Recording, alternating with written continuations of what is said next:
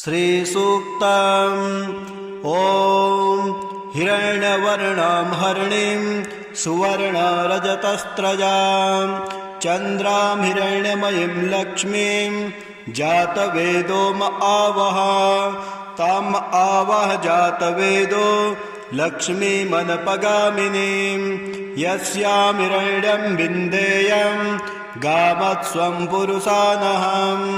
अश्वपूर्वां रथमद्यां हस्तिनादप्रबोधिनीं श्रियं देवीमुपहुवये श्रीरमा देवी जुषतां।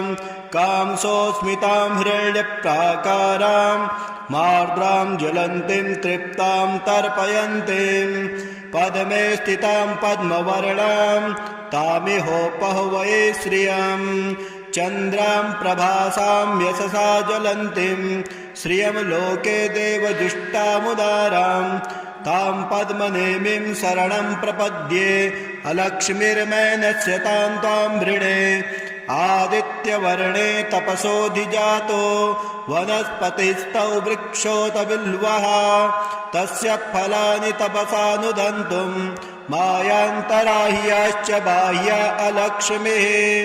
उपैतु मां देवसखः कीर्तिश्च मणिना सह प्रादुर्भूतोऽस्मि राष्ट्रेऽस्मिन् कीर्तिवृद्धिं ददातु मे। क्षुत्पिपासामलां ज्येष्ठामलक्ष्मीं नाशयाम्यहम् अभूतिं समृद्धिं च सर्वां निर्णुद मे गृहात्। गन्धद्वारां धुराधरसां नित्यपुष्टाङ्करेषिणीं ईश्वरीं सर्वभूतानां तामिहोपहुवये श्रियं। मनसः काममाकुतिं वाचा सत्यमसीमहि पशूनां रूपमह्नस्य मयि श्रीः श्रयतां यशः। कर्दमेन प्रजा भूता मयि सम्भव कर्दमः श्रियमवासय मे कुले मातरं पद्ममालिनीम्। आपाश्रियन्तु स्निग्धानि चिक्लितवस मे गृहे निच देवीं मातरं श्रियमवासय मे कुले।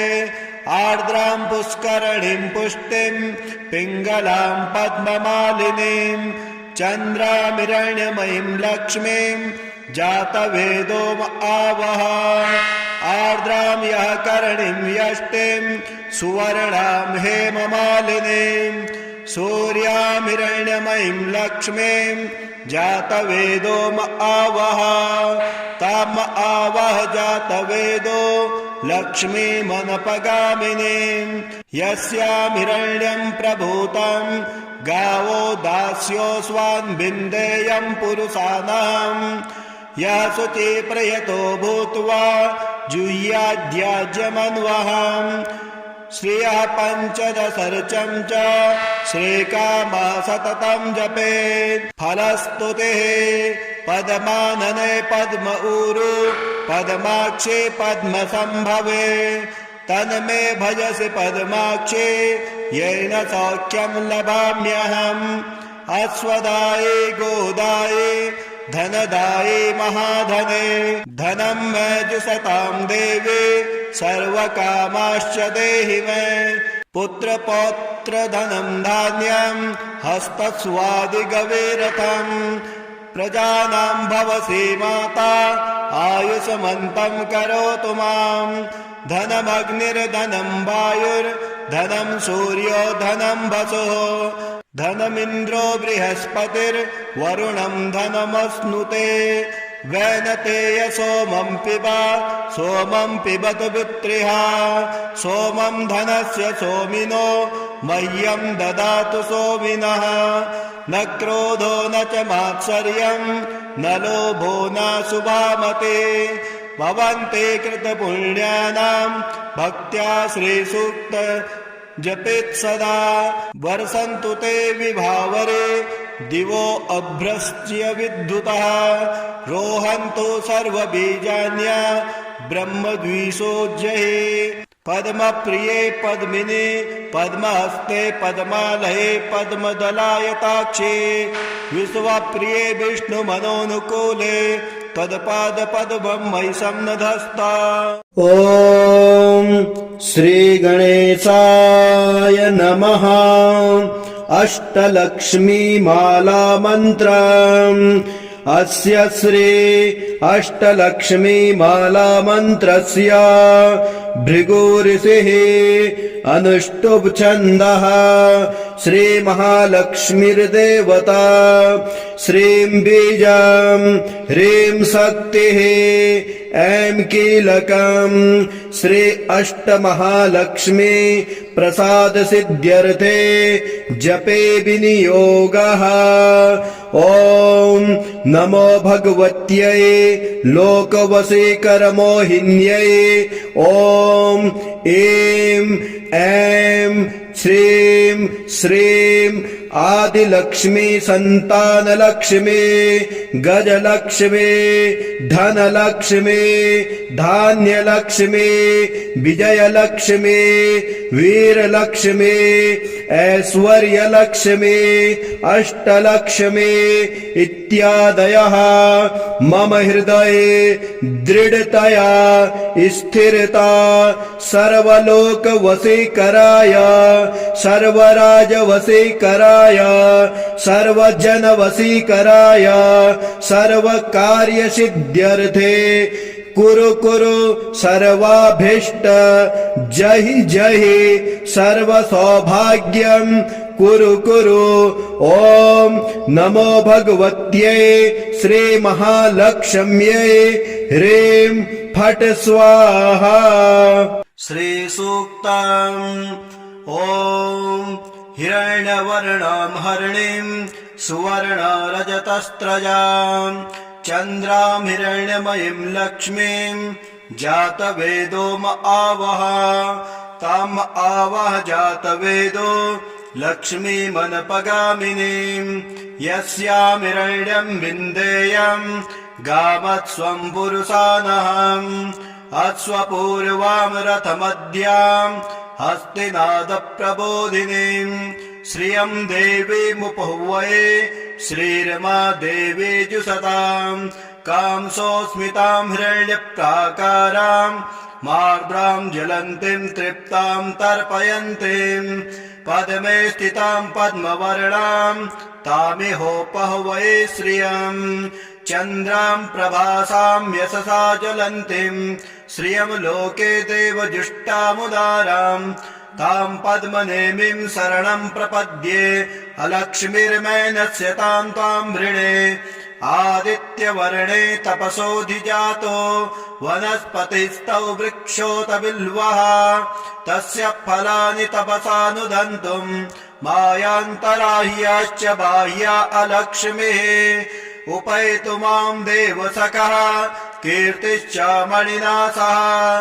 प्रादुर्भूतोऽस्मि राष्ट्रेऽस्मिन् कीर्तिवृद्धिं ददातु मे। क्षुत्पिपासामलां ज्येष्ठा मलक्ष्मीं नाशयाम्यहम्। अभूतिं समृद्धिं च सर्वां निर्णुद मे गृहात्। गन्धद्वारां धुराधरसां नित्यपुष्टाङ्करेषिणीं। ईश्वरीं सर्वभूतानां तामिहोपहुवे श्रियम्। मनसः काममाकुतिं वाचा सत्यमसीमहि। पशूनां रूपमन्नस्य मयि श्रीः श्रयतां यशः। कर्दमेन प्रजा भूता मयि सम्भव कर्दमः। श्रियमवासय मे कुले मातरं पद्ममालिनीम्। आपाश्रियन्तु स्निग्धानि चिकले तव समय गृहे। निच देवीं मातरं श्रियमवासय मे कुले। आर्द्रां पुष्करणीं पुष्टिं पिङ्गलां पद्ममालिनीं। चन्द्रामिरण्यमयीं लक्ष्मीं जातवेदो म आवह। आर्द्रां यः करणीं यष्टिं सुवर्णां हेममालिनीं। सूर्यामिरण्यमयीं लक्ष्मीं जातवेदो म आवह। ताम आवह जातवेदो लक्ष्मीमनपगामिनीं। यस्यामिरण्यं प्रभूतं यस्यामिरण्यम् प्रभूतम् गावो दास्योऽस्वान् विन्देयम् पुरुषाणाम् यः शुचि प्रयतो भूत्वा जुह्याद्याज्यमन्वहम् श्रियः पञ्चदशर्चम् च श्रेकामः सततम् जपेत् फलस्तुतिः पद्मानने पद्म ऊरु पद्माक्षे पद्मसम्भवे तन्मे भजसि पद्माक्षे येन सौख्यम् लभाम्यहम् अश्वदाये गोदाये धनदाये महाधने धनम् मे जुषताम् देवे सर्वकामाश्च देहि मे पुत्रपौत्र धनम् धान्यम् हस्तस्वादिगवेरथम् प्रजानाम् भवसि माता आयुष्मन्तम् करोतु माम् धनमग्निर्धनम् वायुर्धनम् सूर्यो धनम् वसुः धनमिन्द्रो बृहस्पतिर्वरुणम् धनमश्नुते वैनतेय सोमम् पिब सोमम् पिबतु वित्रिहा सोमम् धनस्य सोमिनो मह्यम् ददातु सोमिनः न क्रोधो न च मात्सर्यम् न लोभो नाशुभामते भवन्ते कृतपुण्यानाम् भक्त्या श्रीसूक्त जपेत् सदा वर्षन्तु ते विभावरे दिवो अभ्रश्च्य विद्युतः रोहन्तु सर्वबीजान्या ब्रह्मद्विषोज्जये पद्मप्रिये पद्मिने पद्महस्ते पद्मालये पद्मदलायताक्षे विश्वप्रिये विष्णुमनोनुकूले तत्पादपद्मम् मयि सन्निधस्ता ॐ श्रीगणेशाय नमः कनकधारास्तोत्रम् अङ्गम् हरेर्पुलकभूषणमाश्रयन्ति भृङ्गाङ्गनेव मुकुलाभरणम् त्वमालाम् अङ्गे कृताखिल विभूतिरपाङ्गलीला माङ्गल्यदास्तु मम मङ्गलदेवतायाः मुग्धा मुहुर्विदधति वदने मुरारे प्रेमत्रपा प्रणिहितानि गतागतानि मालादृशोर्मधुकरीव महोत्पलेया सा मे श्रियम् दिशतु सागर सम्भवाया विश्वमरेन्द्रपद बिभ्रमदान्ददक्ष आनन्द हेतुरधिकम् मुरविद्विषोऽपि ईशन्निषीदतु मयि क्षणमीक्षणार्धम्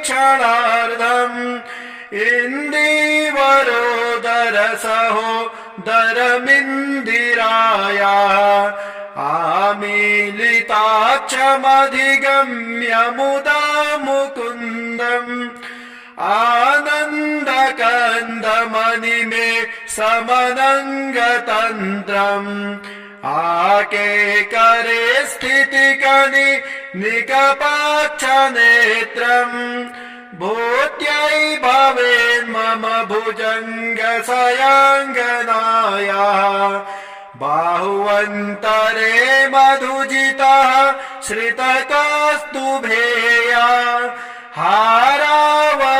हारावलीवहरनि लमयी विभाति कामप्रदा भगवतो पिकटाक्षमाला कल्याणमावहतु मे कमलालयाया कालाम्बुदालिललितो रसिकैटभारे धाराधरे स्फुरतिया तडदङ्गनेवा मातुः समस्त जगताम् महनीयमूर्तेः भद्राणि मे दिशतु भार्गवनन्दनाया प्राप्तम् पदम् प्रमथतः खलु यत्प्रभावात् माङ्गल्यभाजि मधुमाथिनि मन्मथेन मय्यापते तदिहमन्तरमीक्षणार्धम् मन्दालसं च मकरालयकन्यकायाः दद्यादयानुपवनो द्रविणम्बुधाराम् अस्मिन्न किञ्चन विहङ्गसे संविसर्णे दुष्कर्म घर्ममपनीय चिराय दूरम् नारायण प्रणयनि नयनाम्बुवाः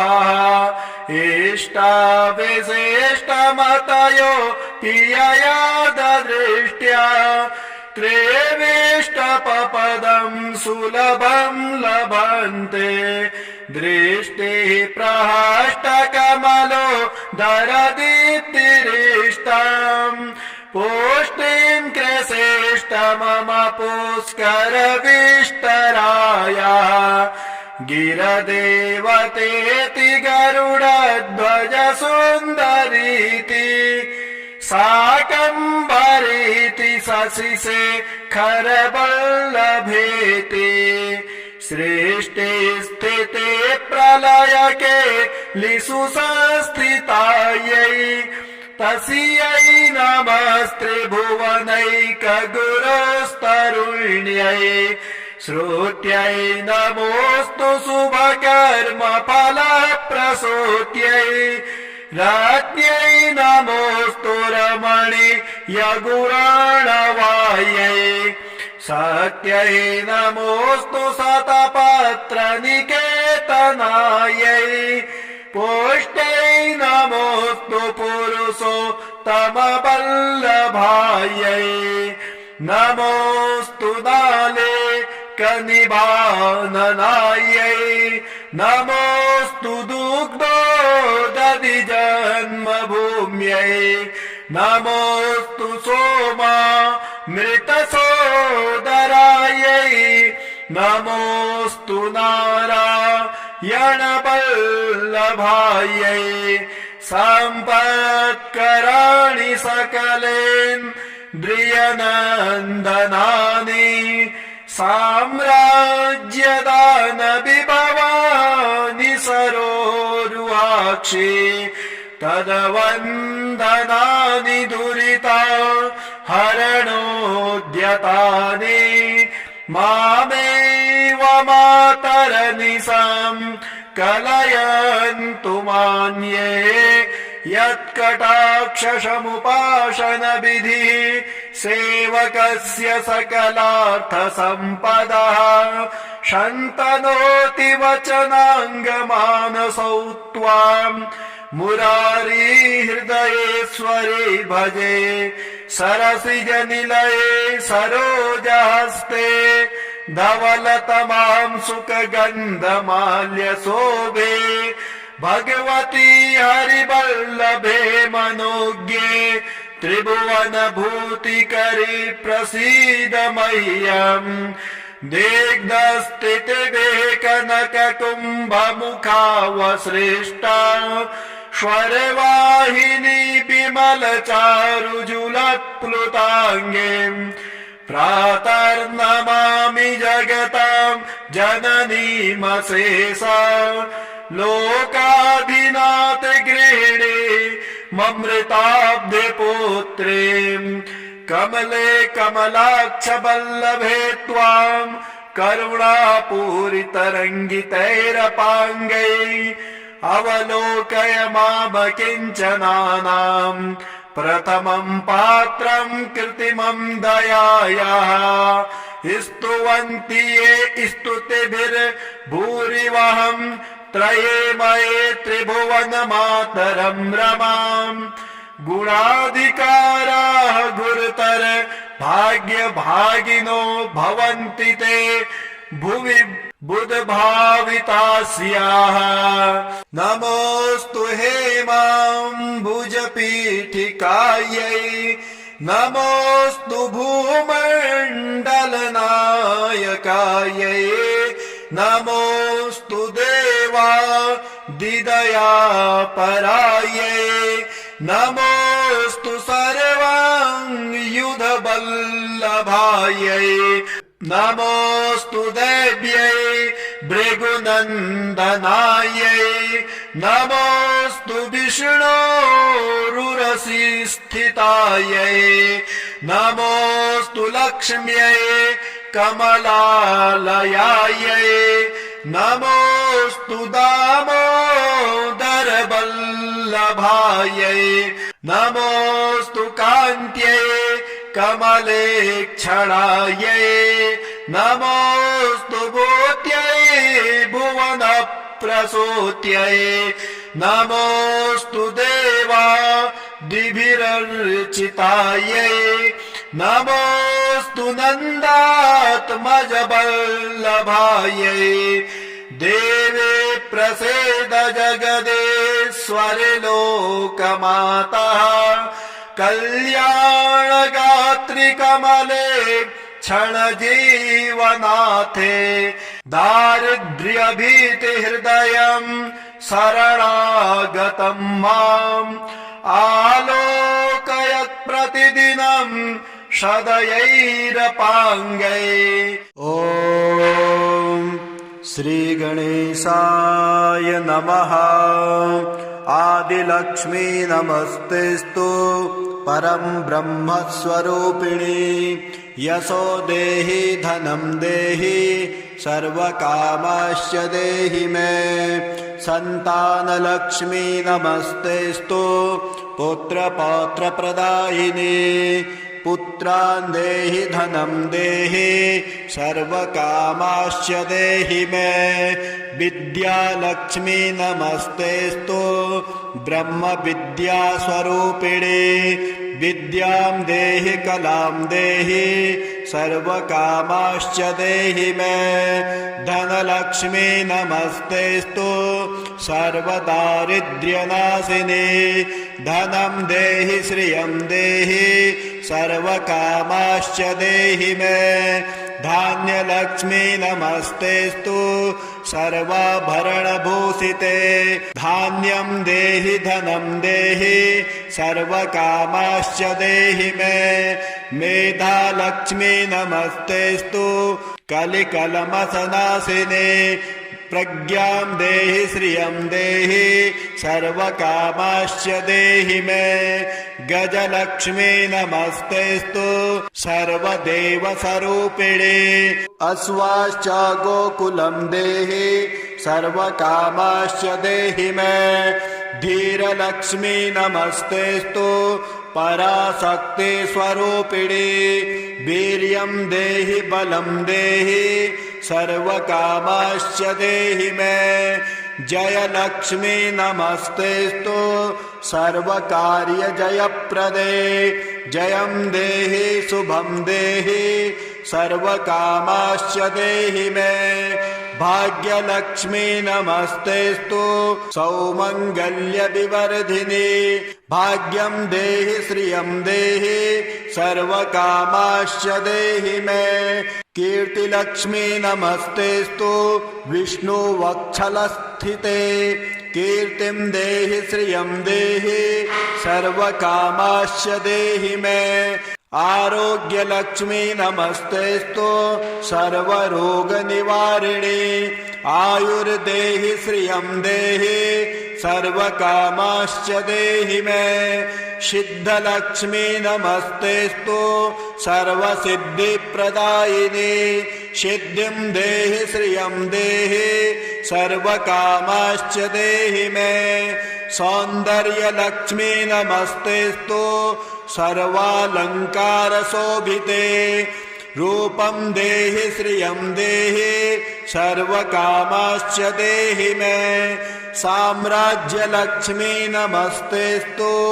भुक्तिमुक्तिप्रदायिनी मोक्षं देहि श्रियं देहि सर्वकामाश्च देहि मे मंगले मंगलाधारे मांगल्ये मंगलप्रदे मङ्गलार्थं मङ्गलेशे माङ्गल्यं देहि मे सदा सर्वमङ्गलमाङ्गल्ये शिवे सर्वार्थसाधिके शरण्ये त्र्यम्बके देवे नारायणे नमोऽस्तुते शुभं भवतु कल्याणे आयुर आरोग्य संपदां मम शत्रुं विनाशाय दीपज्योति नमोऽस्तुते दीपज्योति नमोऽस्तुते।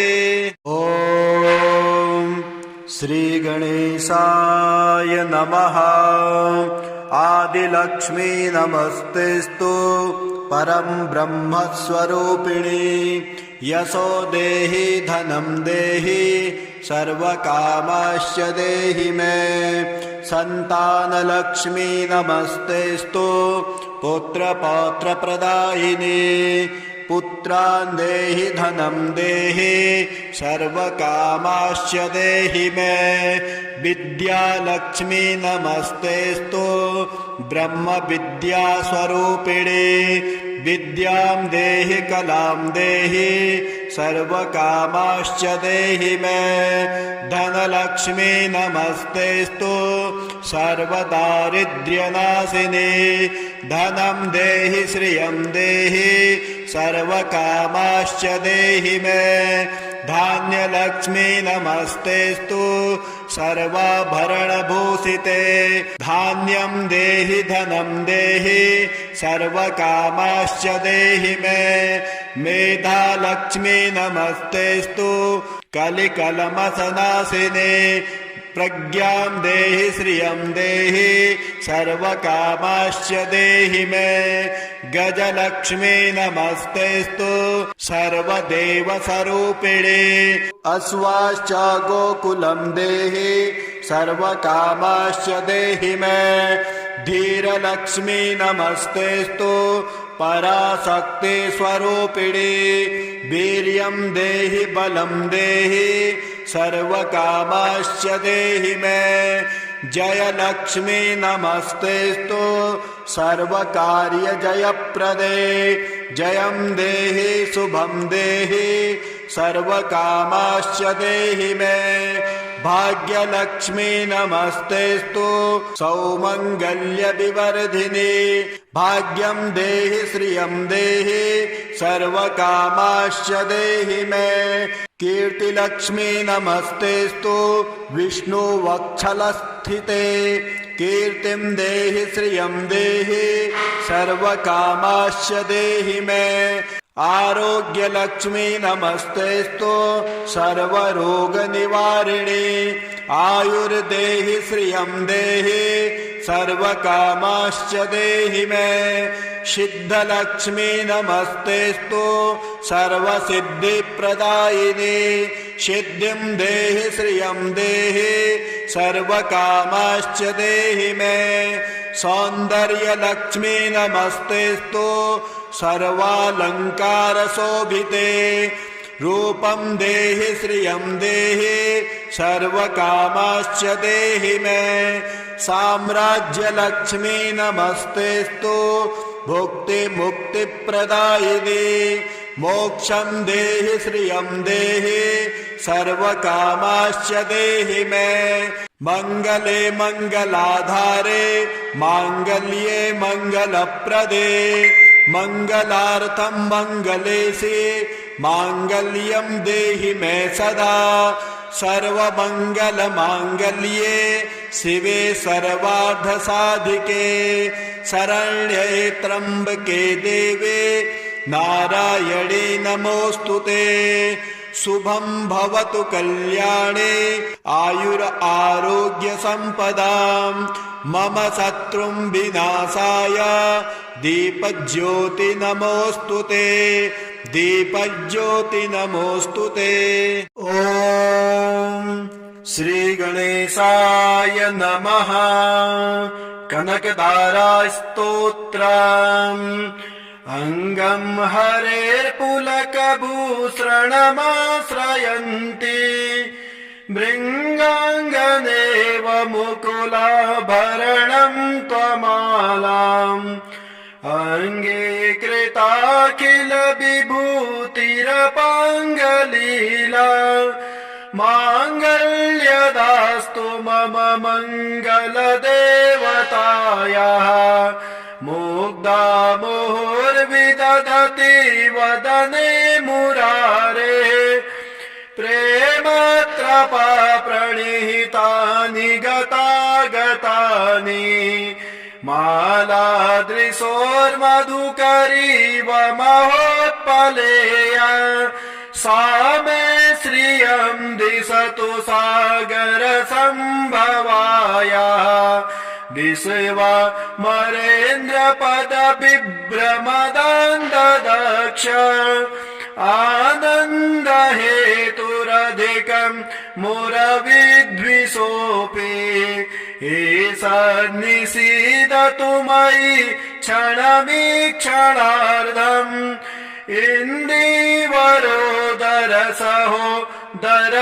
इन्दीवरोदरसहोदरमिन्दिराया आमीलिताक्षमधिगम्य मुदा मुकुन्दम् आनन्दकन्दमणिमे समनङ्गतन्त्रम् आकेकरे स्थितिकनि निकपाक्षनेत्रम् भूत्यै भवेन्मम भुजङ्गसयाङ्गनाया बाहुवन्तरे मधुजितः श्रितकौस्तुभेया हारावलीवहरणे लमयी विभाते कामप्रदा भगवतो पिकटाक्षमाला कल्याणमावहतु मे कमलालयाया कालाम्बुदालिललितो रसिकैटभारे धाराधरे स्फुरतिया तडदङ्गनेवा मातुः समस्त जगतां महनीयमूर्तेः भद्राणि मे दिशतु भार्गवनन्दनाया प्राप्तं पदं प्रमथतः खलु यत्प्रभावात् माङ्गल्यभाजि मधुमाथिनि मन्मथेन मय्यापते तदिहमन्तरमीक्षणार्धम् मन्दालसं च मकरालयकन्यकाया दद्यादयानुपवनो द्रविडम्बुधाराम् अस्मिन्न किञ्चन विहङ्गसे सौविसर्णे दुष्कर्म घर्ममपनीयचिराय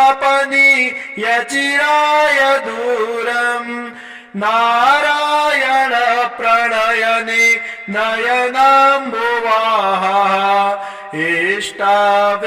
इष्टाविशिष्टमतयो पियया ददृष्ट्या त्रेविष्टपपदं सुलभं लभन्ते दृष्टिः प्रहष्टकमलो दरदीप्तिरिष्टम्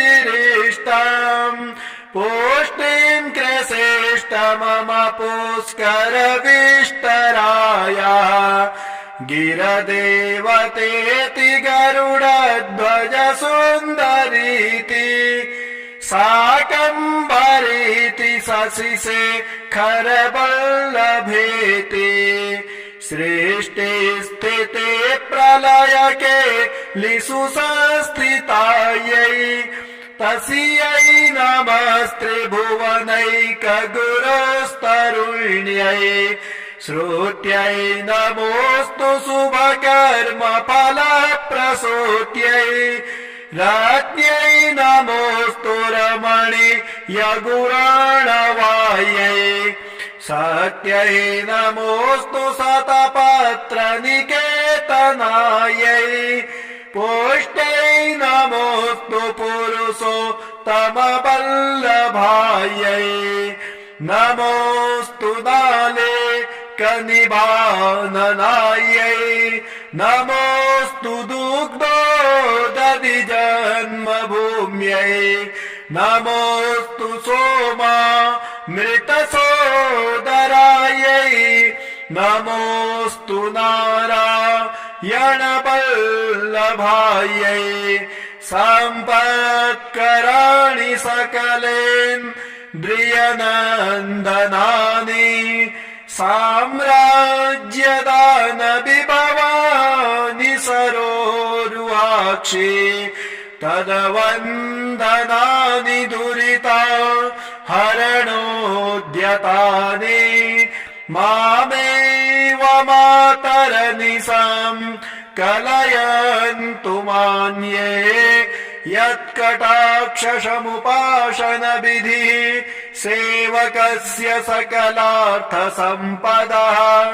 शन्तनोति वचनाङ्गमानसौ त्वाम् मुरारी हृदयेश्वरे भजे सरसिजनिलये सरोजहस्ते धवलतमां सुखगन्धमाल्यशोभे भगवती हरिवल्लभे मनोज्ञे त्रिभुवनभूतिकरी प्रसीद मह्यम् दिग्धस्थितिभे कनककुम्भमुखावसृष्टा श्वरवाहिनी विमलचारुजुलत्प्लुताङ्गे प्रातर्नमामि जगतां जननीमशेषा लोकाधिनाथ गृहिणी ममृताब्धिपुत्रीं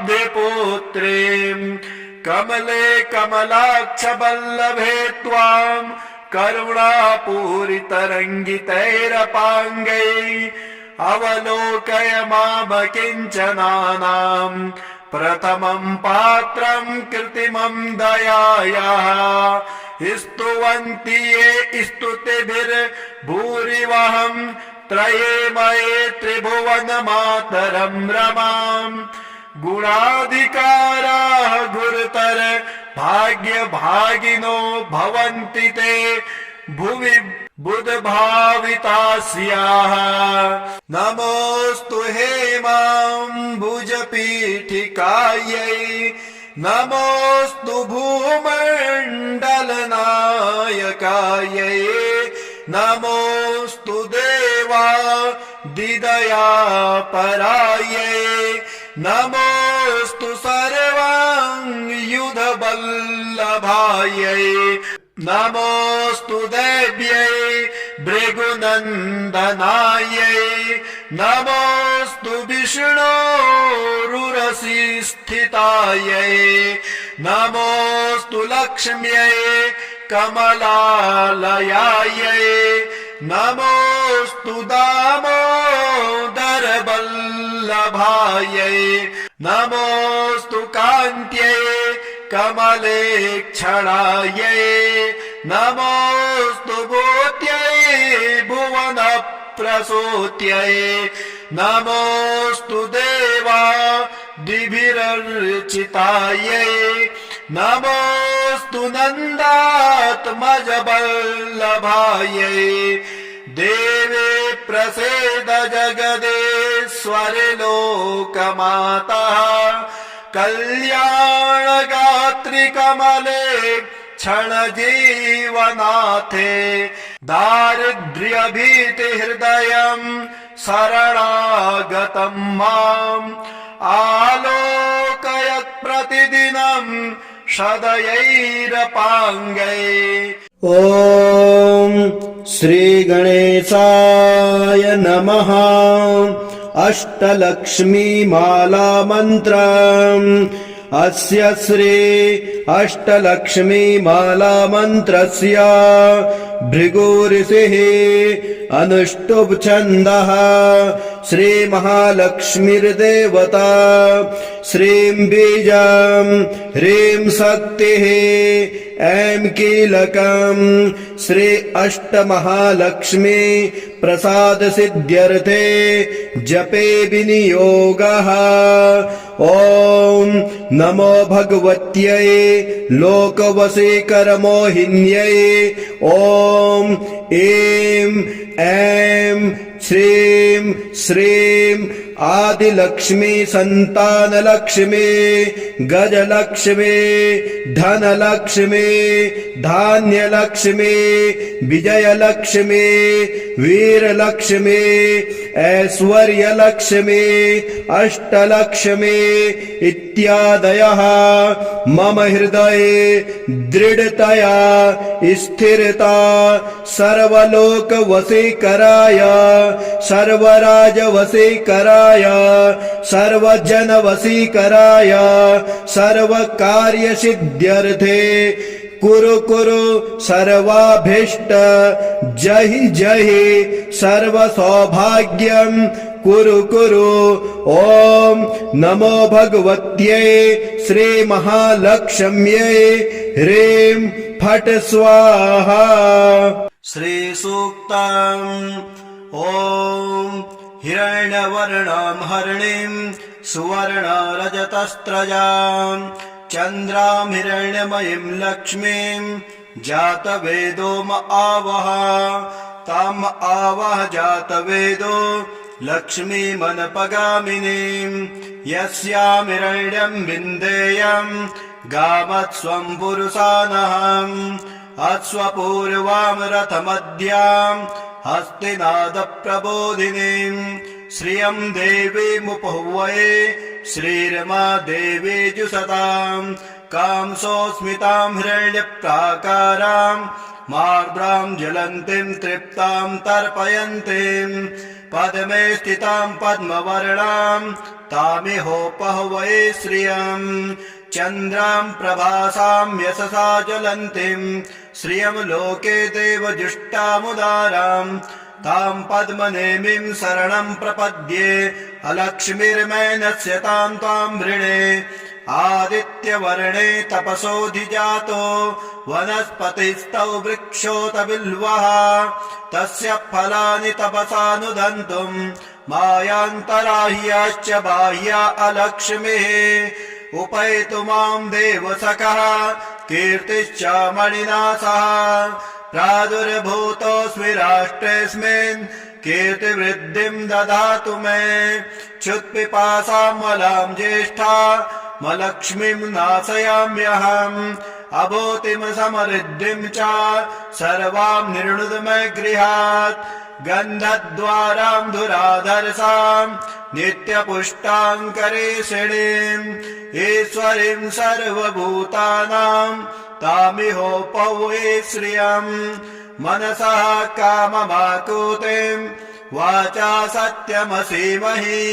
पशूनां रूपमन्नस्य मयि श्रीः श्रयतां यशः कर्दमेन प्रजा भूता मयि सम्भव कर्दमः श्रियमवासय मे कुले मातरं पद्ममालिनीम् आपाश्रियन्तु स्निग्धानि चिकले तव समय गृहे निच देवीं मातरं श्रियमवासय मे कुले आर्द्रां पुष्करणीं पुष्टिं पिङ्गलां पद्ममालिनीं चन्द्रामिरण्यमयीं लक्ष्मीं जातवेदो म आवह आर्द्रां यः करणीं यष्टिं सुवर्णां हेममालिनीं सूर्यामिरण्यमयीं लक्ष्मीं जातवेदो म आवह ताम आवह जातवेदो लक्ष्मीमनपगामिनीं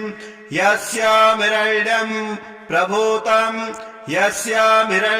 प्रभूतं गावो दास्योऽस्वान् विन्देयं पुरुषाणां यः शुचि प्रयतो भूत्वा जुह्याद्याज्यमन्वहम् श्रियः पञ्चदशर्चं च श्रीकामः सततं जपेत् फलस्तुतिः पद्मानने पद्म ऊरु पद्माक्षे पद्मसम्भवे तन्मे भजसि पद्माक्षे येन सौख्यं लभाम्यहम् अश्वदाये गोदाये धनदाये महाधने धनं मे जुषतां देवी सर्वकामाश्च देहि मे पुत्र पौत्र धनं धान्यं हस्तस्वादिगवेरथम् प्रजानां भवसि माता आयुष्मन्तं करोतु माम् धनमग्निर्धनं वायुर्धनं सूर्यो